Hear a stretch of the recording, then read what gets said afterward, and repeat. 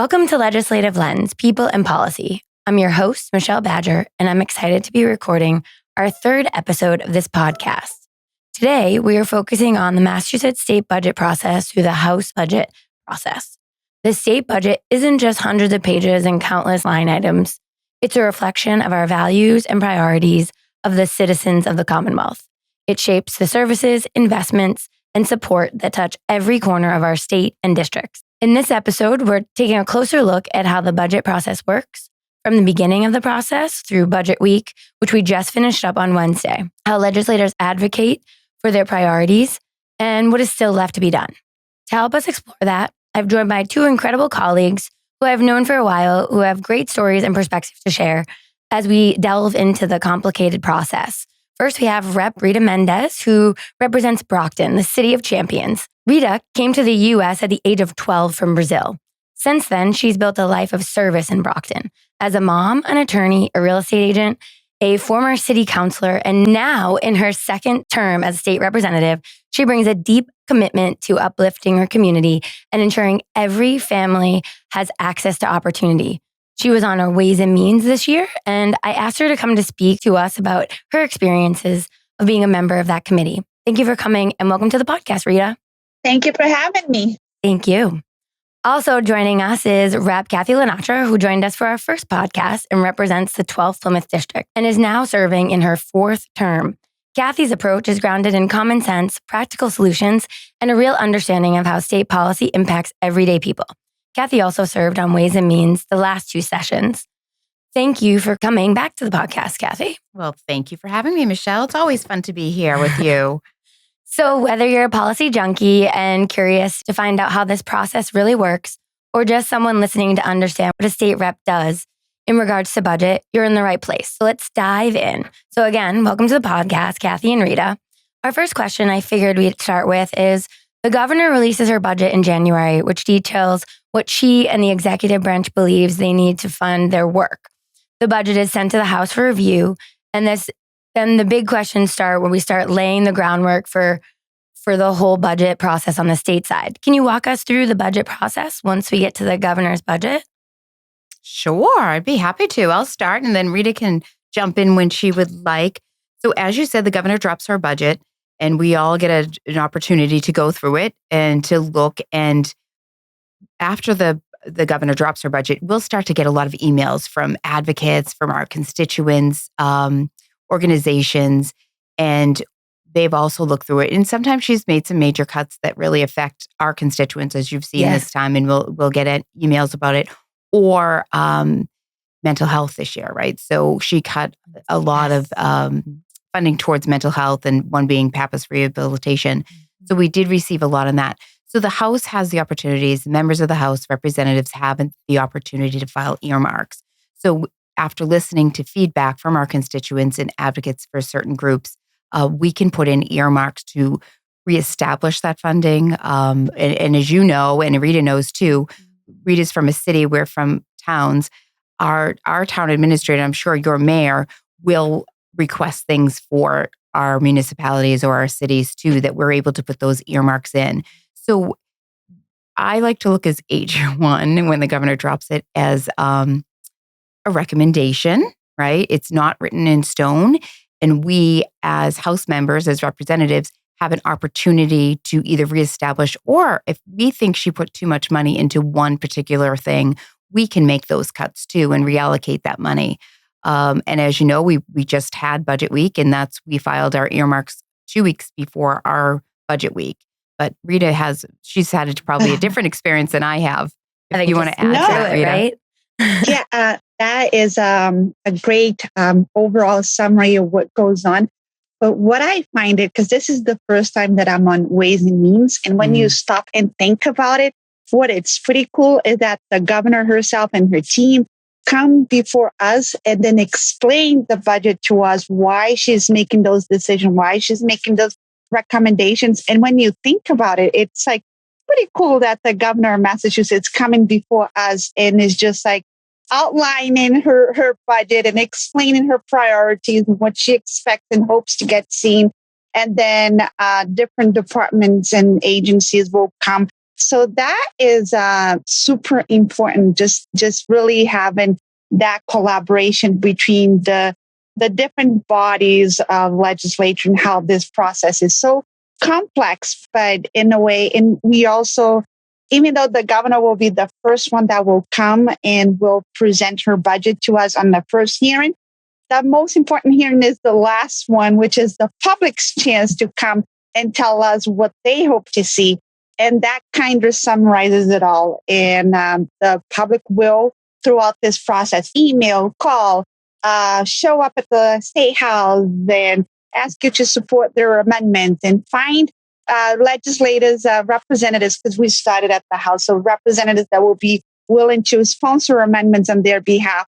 And so the whole process, in the end, in this chaotic, it's just a perfect process because all voices are heard and we're being informed. We're hearing from our communities. We're hearing from our mayors. We're hearing from our councillors.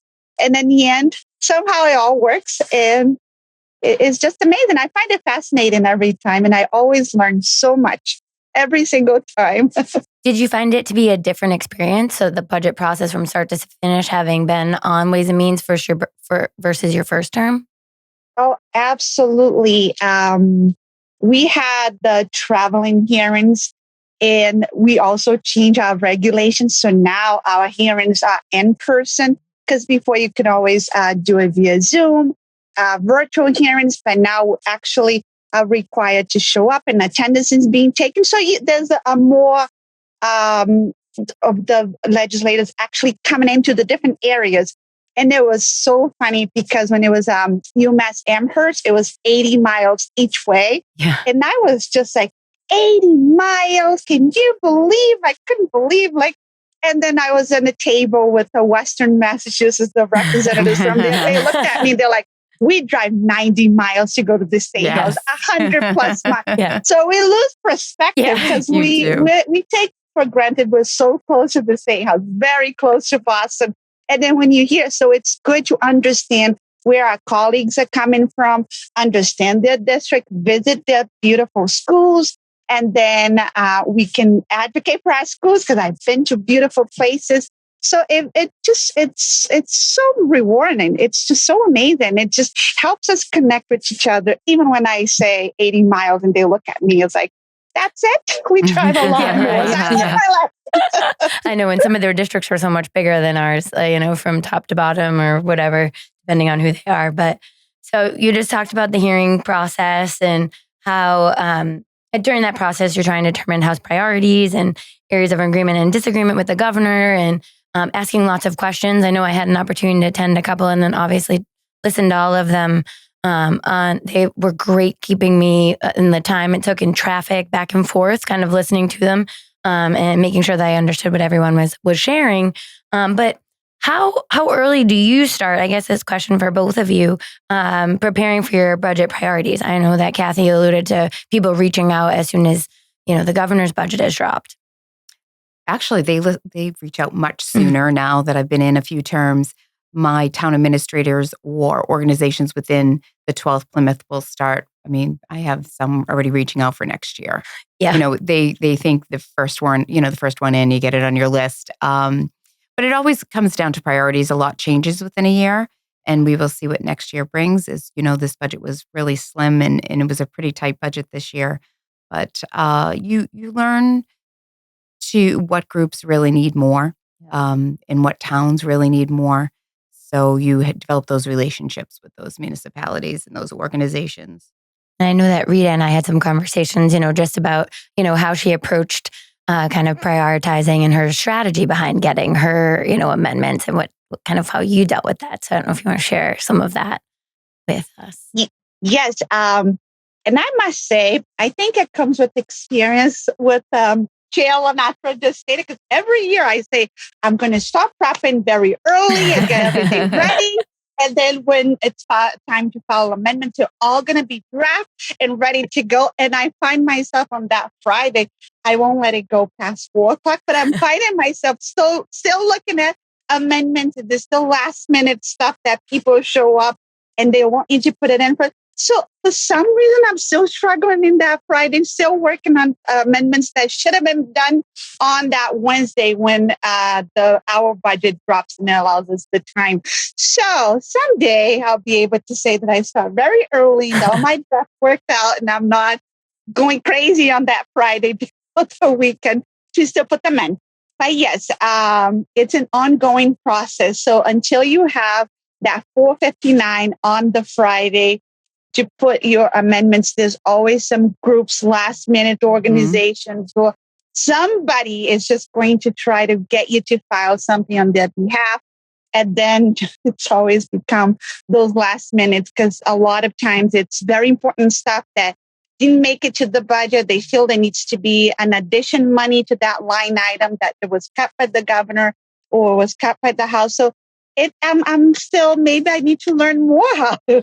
I don't really, I mean, having looked through all the amendments and, you look at them by legislator because that's the easiest way to look them out. I'm not sure why we don't have an easier way, but when you look at them, you've got people who do that, like number 1, but then they also have number 1400. So, yes. I mean, you probably can't be prepared because like you said, there's always new people. There's always people coming and, there's a priority for somebody even right after. I feel like the next day I had somebody come to me and I was like, oh, we'll have to talk about that later, or you can go talk to Senator Fernandez. He would be the best next step for you since they haven't gone through their budget process. So, I think it's probably something, no matter what you do, you can plan all you want, but There's always last minute. There's absolutely always last minute. Exactly. And then I know that, we all have different districts. I mean, Kathy, you have a bunch of communities. You have pieces of some and whole communities. I obviously don't have a full community. And, we some have I have one of my classmates who has 19 towns. And so I can't imagine trying to, wrangle all of that.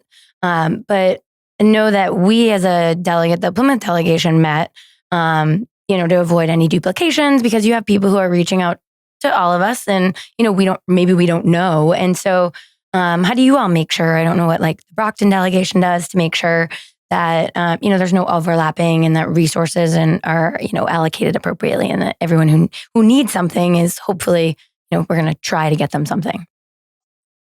That's a much easier question, I think it is for me, because it's only 3 representatives in the House that represents Brockton. We get along super well.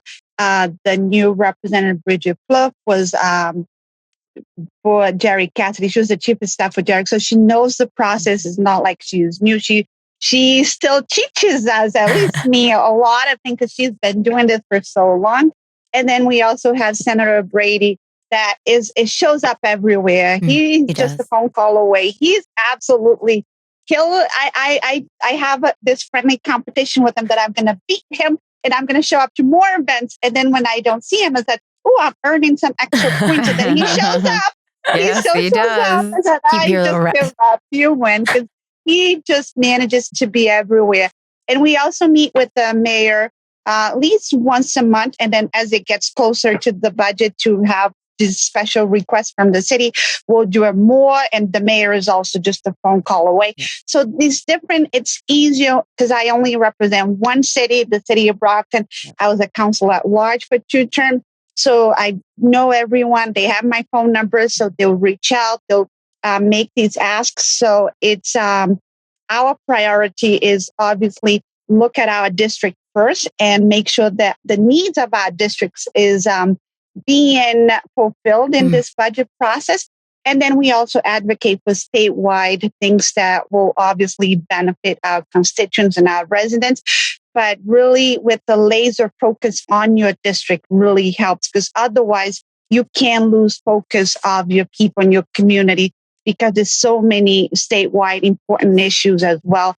But just starting in your district and going out from there, I think it really helps me just stay focused and making sure that their needs are met throughout this process. And that's so true. And I mean, before we even put the amendments in, we skipped over a piece of it where we have an opportunity to meet with the chair of Ways and Means, Aaron Michaelwitz, and to talk through our priorities.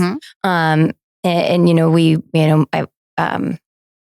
talk through everything that we are asking for and we rank them and have that deep conversation to give some background on why it's important to our community. Because it's not just here it is on a piece of paper. There's someone sitting in front of you having that conversation and saying, this is really important because of X, Y, and Z. Maybe I can't, when you ask for, I don't know, when you're just going to, like for us, we ask for the safety barriers and, great, you want barriers, but what does that mean? For us, in Plymouth, there are parades and different events at the waterfront and to ensure safety for our visitors and our residents, we need to make sure that there's a way to protect them. And so instead of using our, the dump trucks and other large vehicles, we asked for some safety barriers, which, thankfully has made it in, but, to give him that kind of story behind it. I don't know if about your meetings with the chair. I think it's very similar. I think, I always tell my constituents before they testify in front of a hearing that your personal story sells, right? Stories sell. And it's the same when you meet with the chairman. He likes to hear why this is important to your community. So when you go in with your priorities, I always recommend that you have the story behind it.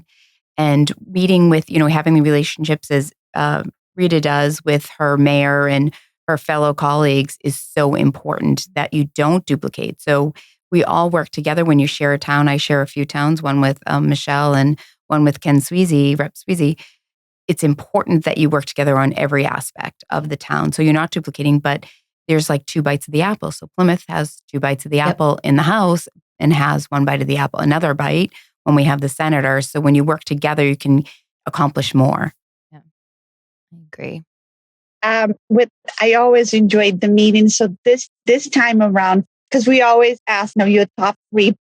And then that's what I was speaking with Representative Badger. It just explained that I changed my tactics this time. And I thought it was like so powerful because I said, I can't pick the top 3. So give me smaller numbers, but let me diversify because there's so many nonprofits that are doing so many great works in the community. And I want them to know that even though it's a smaller amount, like 25,000, it's enough for them to do a whole lot of work in the community. And also for me to say to them, I see you, I hear you, I appreciate what you're doing. And this is something for you. And I'm hoping that you'll be able to do great things and it will go a long way. And they are jumping in joy and about to cry to the fact that I'm thinking of them. And they didn't even ask me, or they just not even expecting because they're small. But and it's so fun because then I got to go to the 348 meeting and I got to talk about these different organizations in the community, this nonprofit, and the work that they're doing, which helps informs my colleagues as well. And I even received compliments from other colleagues that say, I love hearing you at 348 meetings. You're so passionate for your city and your community and the work that they've been doing. So I think it really highlights and it shows. And I thought that was so fantastic. I really liked the tactic.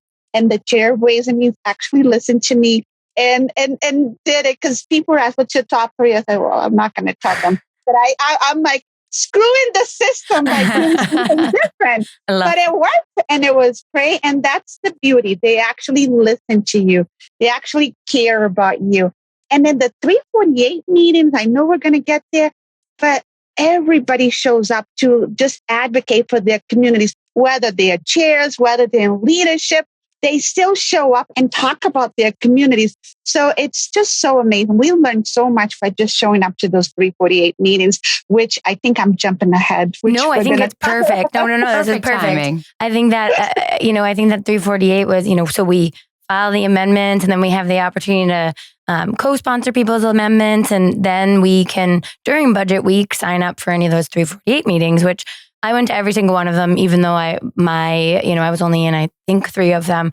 But it was really interesting, like you said, to hear how people sell it and what is so important and learning what and how people choose to use like persuasive techniques to and their stories. Some people are straight into the point and like, I just need this money and this is it. Mm-hmm. And other people go on and tell a long story and, the impact that it has on their community. And I found them so interesting. I really enjoyed that part of the process as well. I even co-sponsored some like right there because I was like, oh, I really like that. And I had read it and, having read them and some of them I still had questions on and because you just can't fully understand in that quick time. Yeah. And so then being in those rooms and seeing and hearing what they had to share, I was like, okay, that makes more sense to me than the actual written, too many words amendment. And so it was really interesting. I enjoyed that process too, to be able to really share the story. Like one of mine was the Herring Pond Wampanoag. They want to build a We2. And, in Plymouth, we celebrate our, celebrate the Mayflower. We celebrate our pilgrims all the time. And we so often forget our Indigenous people. And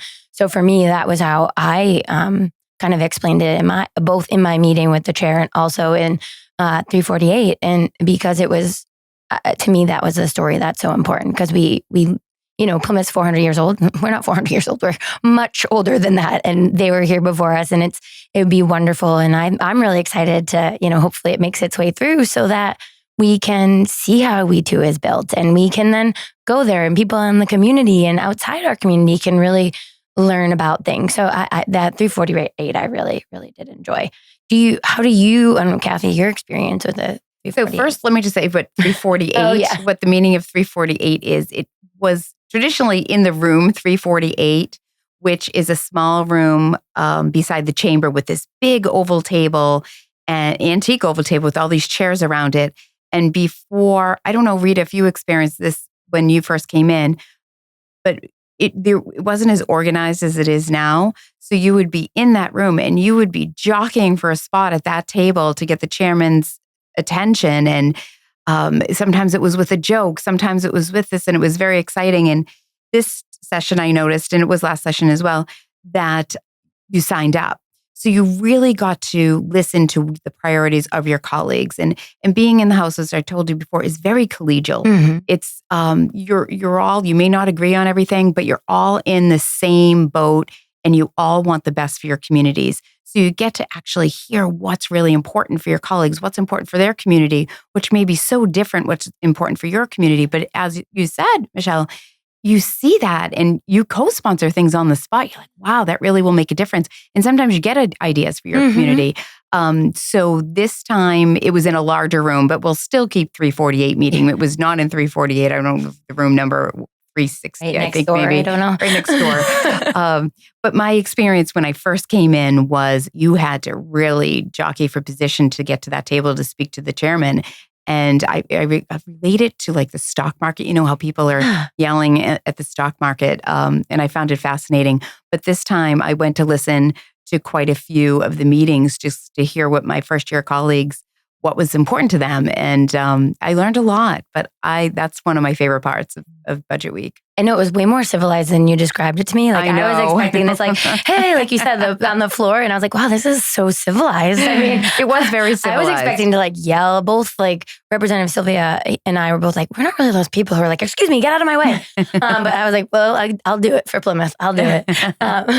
But, you're talking about relationships and how important they are. And I think in like being there and listening and because your priority, you don't know, might be someone else's priority as well. Sitting there during one of the 348s, we have two of our colleagues who have an issue with green crab. And they both, you could see it come together. And then I was like, hey, I have a horseshoe crab bill that, and so you can kind of see their solutions and two problems that people are presenting. So I found that really kind of a And if nice you have way. similar bills that you file, right, you can come together in their groups, their advocate groups, and your advocate groups. And it just makes it stronger. It makes the bill stronger. And you can combine those bills. And it may, in the end, be instead of 3 bills, 1 bill that all of you put together. So it's a great opportunity to meet your colleagues if you haven't met them and to find out what their priorities are. I definitely found that this week. I had 4 like actual real conversations with a lot more people. So I was like, oh, okay, it's better than just being like, hey, the weather, it's nice outside, isn't it? All right, bye. But I guess we kind of covered a lot of that, like that process.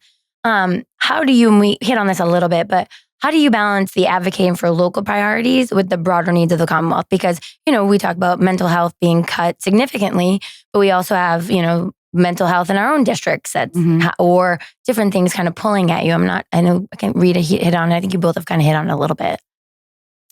I think, what Rita Mendes said, that I have a laser focus on my district, right? The 12th Plymouth, it's 6 towns. It consists of 6 towns.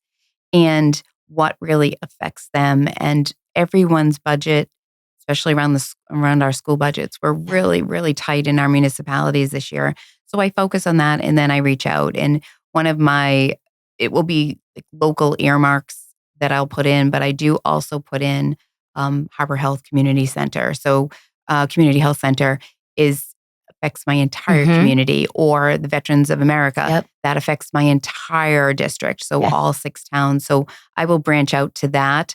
I will sign on to larger, say the Alzheimer's Association, and increase funding for that. Then I'll sign on to those. I'll co-sponsor those.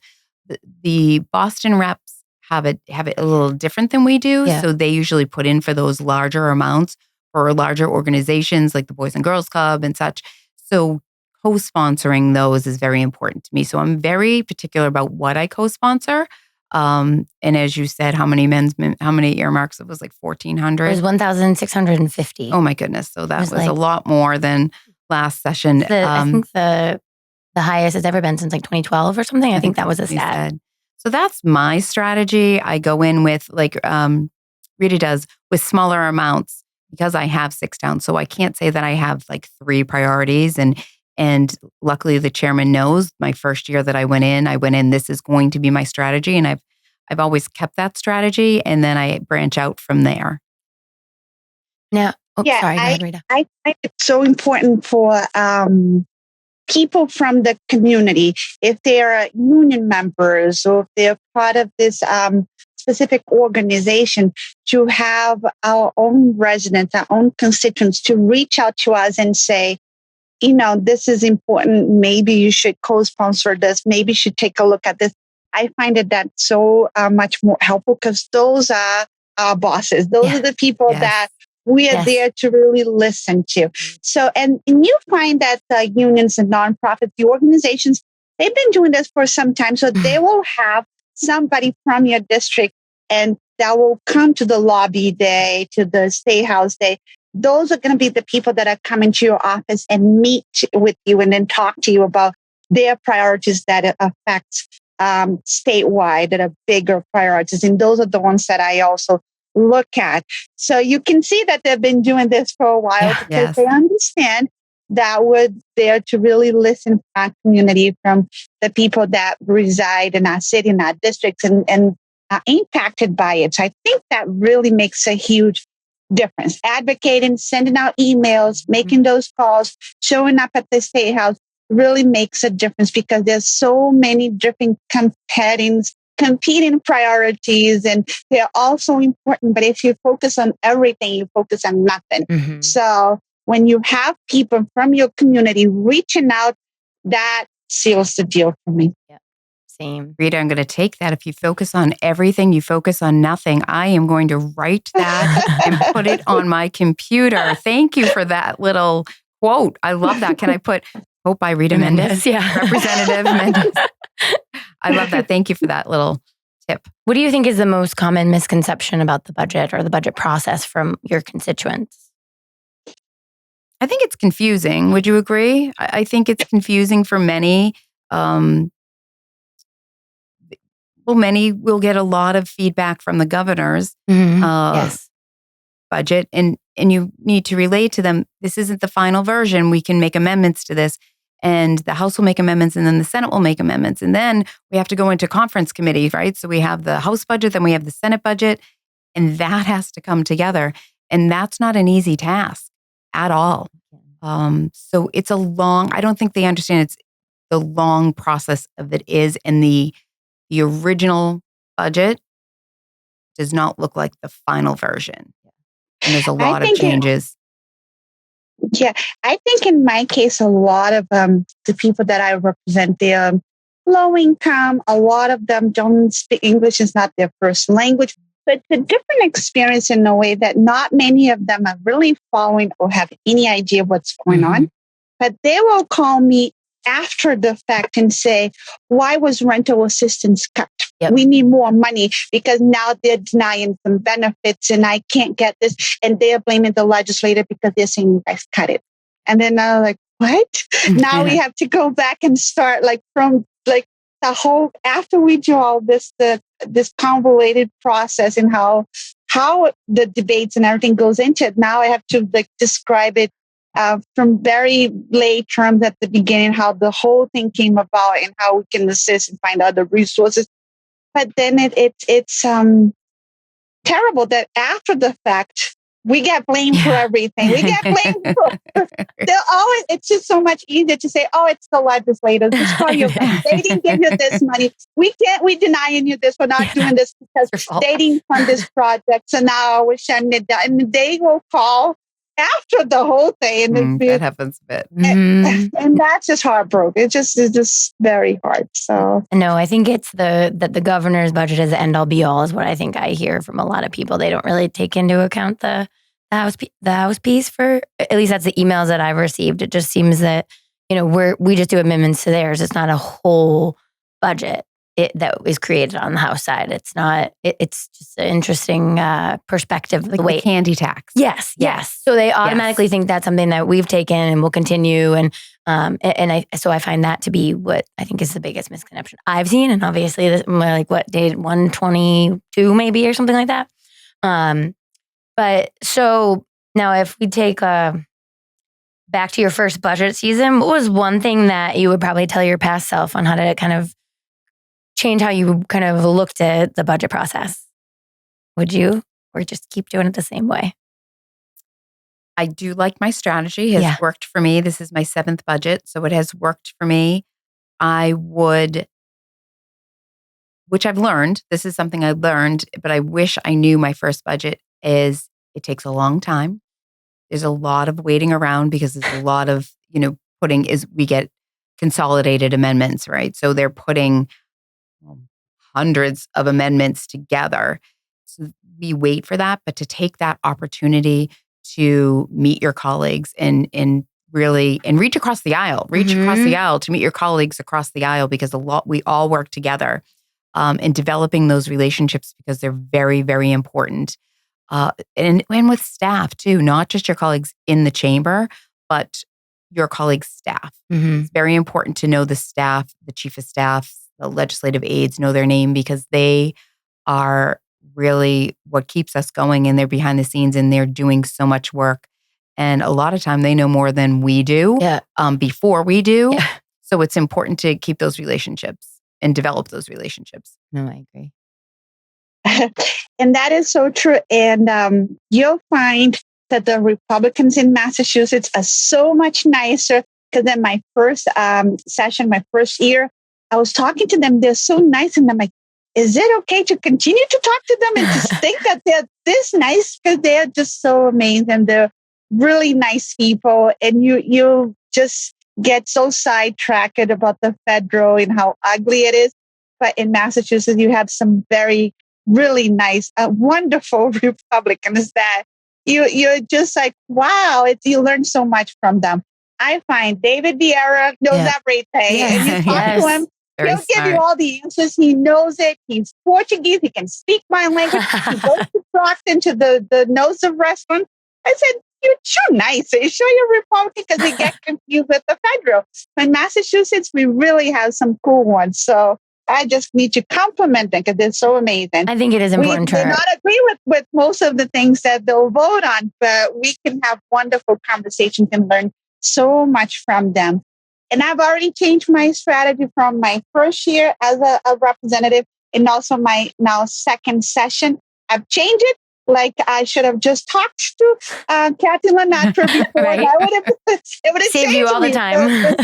And I thought I was this genius, but it does work so much better to have smaller amounts going to different things. The saying, don't put all your eggs in one basket, just really spread it out.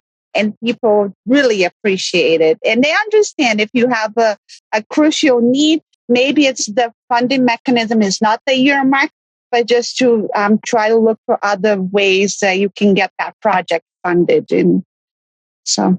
Yeah, I agree. And I think it's important to highlight that. I think we've talked about it in probably all the 2 episodes before, is the fact that we don't have that relationship with our Republican colleagues here that is adversarial. I feel like most of them I've had really good conversations with and work work with them. I mean, it's not like it is on the federal level, that schism or what have you.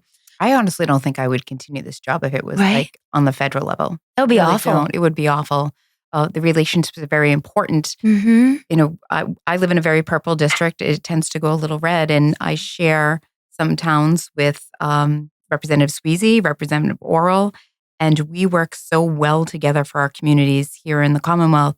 It starts like we're doing. It starts with our district, Yep. And that is really a nonpartisan thing. You want the best for your district is nonpartisan. That's across the board. When we vote on state level things, we don't always agree. We may debate. I just had to debate Leader Smala recently, and we shook hands afterwards and we could have coffee. You know, it may not be as cordial on the floor, but once we leave the floor, we know we have that deep relationship where we really respect. So I think it's a lot of respect back and forth across the aisles.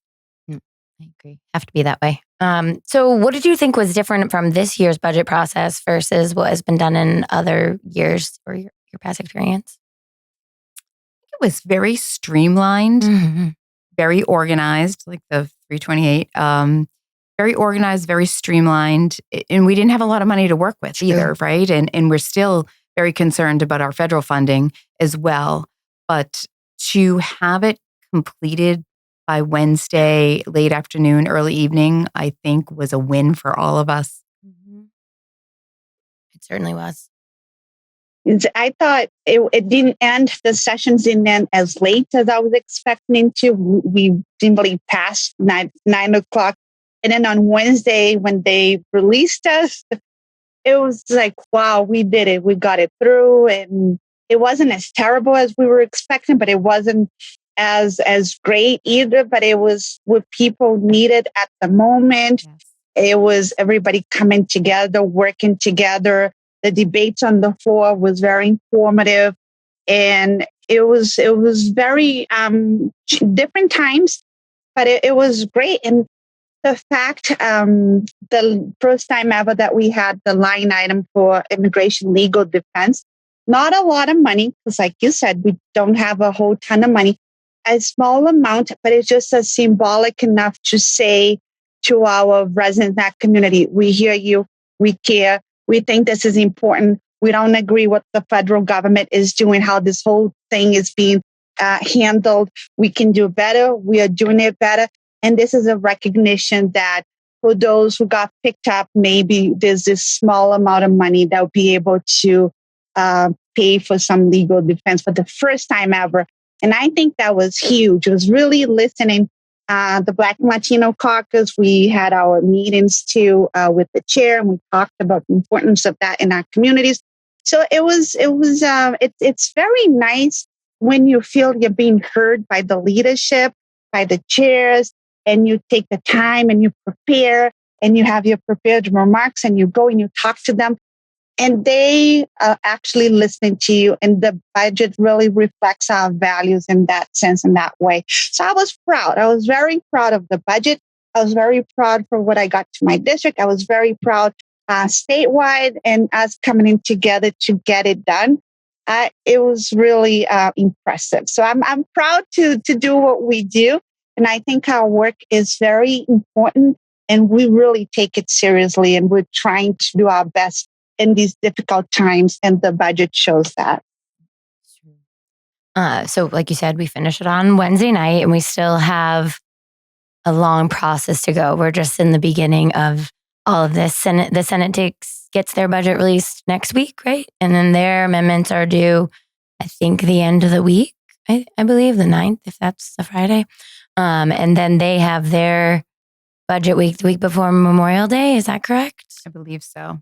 And then it has to come together and figure it all out. And like we said, our senators all have amendments or funding requests that we've talked to our towns about, or our towns have requested, or different nonprofits and people that we support typically through the budget have all kind of advocated to their senators or their state reps for the next step.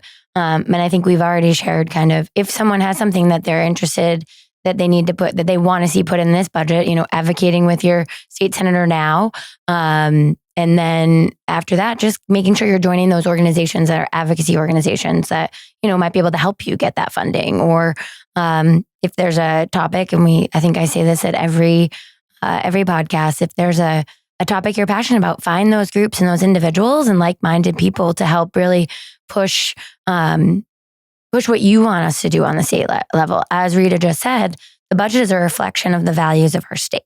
And so if we don't know or hear from you, we can't reflect everybody's value in it, correct? And so is there anything else that I kind of missed? Is there something about the budget that I didn't ask you that you'd like to share? No, that's a big question. We'll send it to Rita. Anything, Rita? Really, just the importance of people just paying attention, reaching out, calling us in before, so we can be as prepared as Kathy just laid out. That it's really important to do this just in connection, collaboration with our district. And that's where I find representatives, we are very accessible to our communities. We show up to every event. So it doesn't have to be anything formal. I know it's hard a lot of times to schedule a meeting and showing up, having to drive to the state house or coming in that district. But you see us at the library at an event, or you see us at some other place, and we're everywhere. So just anytime you see us, just feel free to really pull us aside and just tell us, this is important. I'd like you to take a look at this, because it makes a difference. I listen to that, and I find that most people will definitely listen to that. So just stay engaged, stay involved. We'll not always agree 100%, but at least come and ask us, why did you take that vote? Why that mattered? Like, just explaining.